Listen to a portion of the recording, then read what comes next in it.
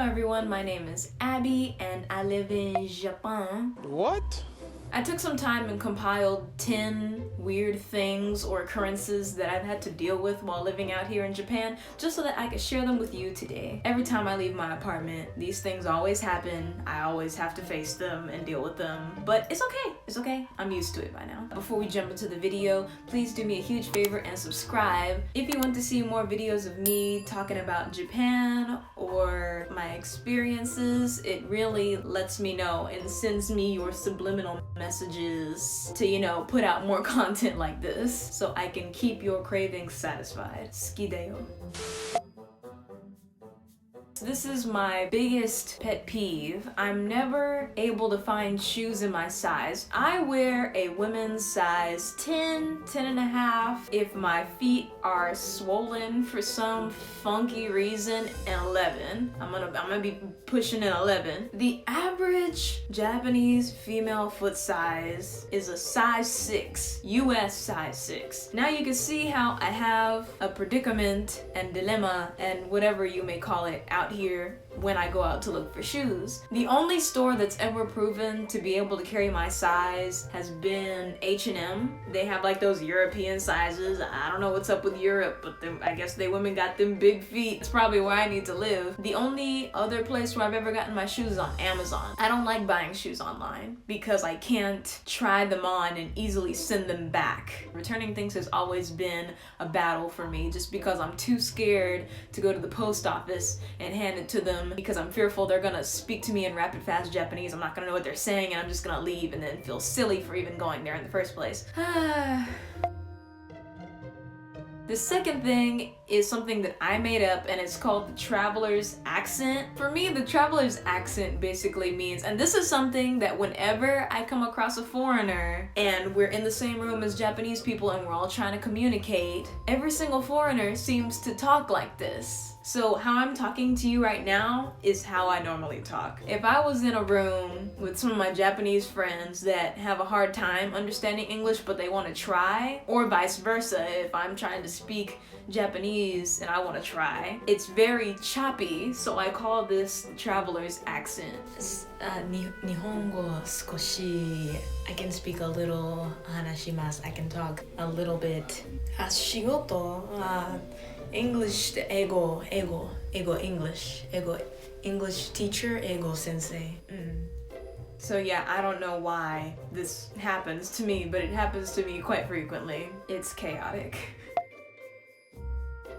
I've always lived with having a drying machine. It's just something that I was used to. During our first weeks here, my husband and we would literally carry our clothes to the nearest coin laundromat and go do our laundry there. When we finally sat down and wrote out the costs and added them up and see how much they totaled to, we realized that it was really eating into our funds, and we were just like, oh my gosh, how come it took us so long to realize this? Out here, a lot of the laundromats, their washing is like $5 a load, and then drying is like 800 yen. You have to be careful because with the washer, it's a set amount of money that you put in, so it's about like $5-6.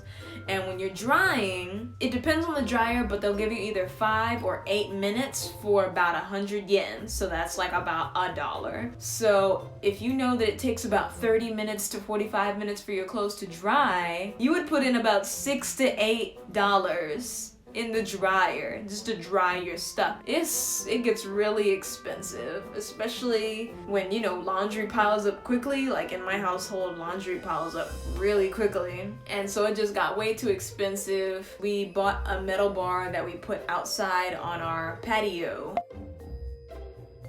I already knew that was a thing. The thing that was weird for me is the fact that I'm doing it. I've learned that when you go to a foreign country, mirror what they do. It's not even on purpose. Like, I just mirror it and it happens so normally. Just yesterday, I was shopping at a convenience store and this one Japanese person who was at the register turned around to size me up for a second. I only bow when I make eye contact with somebody, but I made eye contact with them and I was just like, and then they were just like, and then went about their business. And so it's come to the point where I don't even think about it now. I just bow, they reciprocate it. It is what it is. But it's just weird, you know, it's a weird new experience for me having to do that. And it's gonna be even weirder if and when I ever go back to the United States, because I'm probably gonna pull that on somebody and they're gonna be like, what?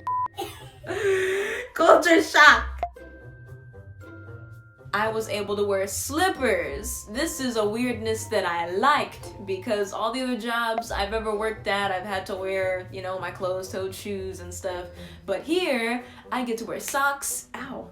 I get to bring my own slippers. So I was just comfortable all day. So I was like, this is weird, this is different, but I'm okay with it.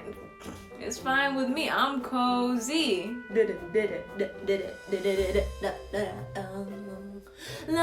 To hype myself up, I have to give myself energy, because it's like 7:30 at night. I usually film during the day, and so it's kind of nearing towards dinner time, so my energy is like right now. My eyes are very dead. My eyes are usually a lot bigger during the day, like not this big. Hey, this is Recording Abby. I just realized while I was checking my footage that I skipped number 7, and that's sorting my garbage. That's something I never had to do in America other than like recycling. But here they have you sort it by burnables, plastics, recyclables, PET bottles, tin cans, glass, and each day of the week except for weekends is a day to take a certain type of trash out for the trash people to come and pick up. And if you're still watching, thank you so much. I really appreciate it, and you should definitely hit your subscribe button and like this video. This is the one weird thing that only happened to me once, and then I saw it happen to somebody else. A little bit of backstory, I had went to a meetup, and I met this guy. We hung out for like a day with a couple of other people, and we all liked music, that's why we all hung out. Then this guy introduced me to this other girl by giving me her line, and then me and her were like talking for a little bit, and we were just like, hey, let's go hang out at the mall. So we hang out at the mall for the day. Here's the weird thing that happened. I was going to get on my train, and so I was saying, oh, like, bye, bye, but the train didn't leave for like another 2 minutes. I found my seat on the train, and I sat down, and I was on my phone, and then I looked up, and I saw she was still there, and so I was like, until finally my train took off, and then we waved one more time, and then she left. I'm just gonna believe that that's just common courtesy that they have out here. If so, that's actually really nice, because at least she stayed until I left, making sure that I took off safely, which I can understand. That's never something I've ever went out of my way to do for somebody, so I feel like I learned a very valuable lesson from her with that. The second occasion where I saw it happen was this other lady. I was just waiting a ridiculously long time for my train. I just happened to see them walking next to each other up to the train into the entrance. I was sitting on the bench and they passed in front of me. One of the ladies was dressed like really, really refined, and then there was another lady who was dressed rather average. Average dressed lady walked the fancy lady to the train. Fancy lady got on the train, sat down, didn't really look up, but I noticed that the average dressed lady was still standing there,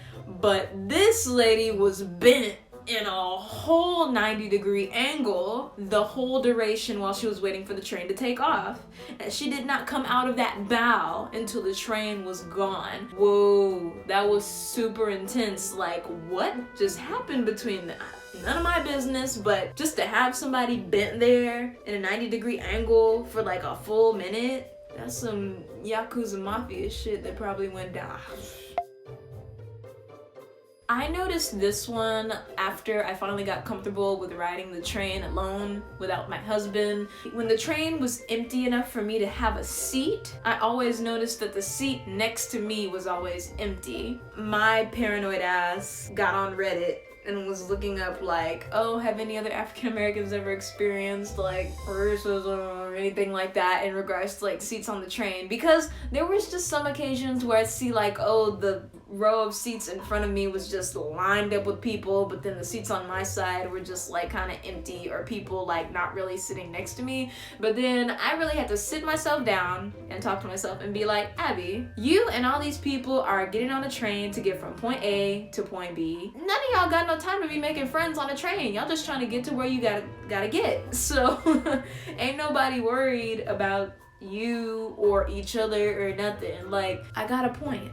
I'm not trying to make friends on this train. I need to stop being so touchy about stuff that my mind brings to fruition. It was weird at first, but now my mind perceives it as unimportant and something to not be worried about. Nowadays, I really like having my space on the train. I don't like being rubbed up on because I've experienced what it's like to get on the early morning train. Those people packing that train like tuna fish. Like, I'm seriously talking, like they will push. Like, people will push to get on that train because they gotta get to where they gotta get to. Sometimes the conductor gotta get off the train and push the passengers in just to get the doors to close. It's ridiculous.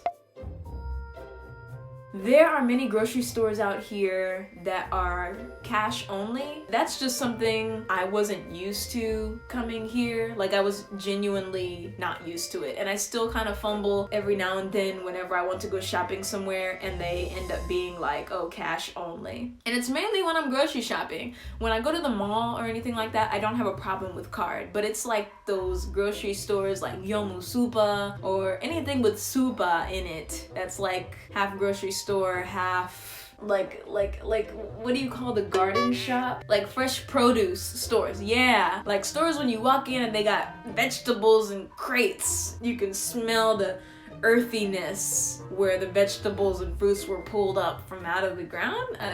But yes, stores like that are the ones that are cash only. This always happens when I go to a new grocery store. I need to start reminding myself to go up to the cash register and ask them first, card or cash, before I start shopping, because I'll go in there, pick up a basket, get everything I need in the basket, get up to the cashier, and then they're just like, cash only, and then I have to put all my groceries back. One time I got lucky and the cashier offered to put my things back for me while I ran to an ATM and then came back. I kind of wanted them to keep my stuff, but I think there was like a loss in translation and they didn't really understand that I was saying like to keep the basket, I'll be right back, because I hadn't learned that vocabulary yet. I'm still trying to study Japanese bit by bit. But yeah, I had to come back, shop for all my stuff again, and I think I forgot something because I didn't refer to my list the second time around, and I was able to pay with cash and be on my merry way. No matter where you go, you're gonna run into places like that. That was just 2020 experiences, but now that I am older, now that I am wiser, I'm sure to come across many more strange occurrences while living in this fascinating country, and you should subscribe if you want to see more. It really helps me out. And hit your like button if you like this video. And with that, I hope to see you in the next one. Bye!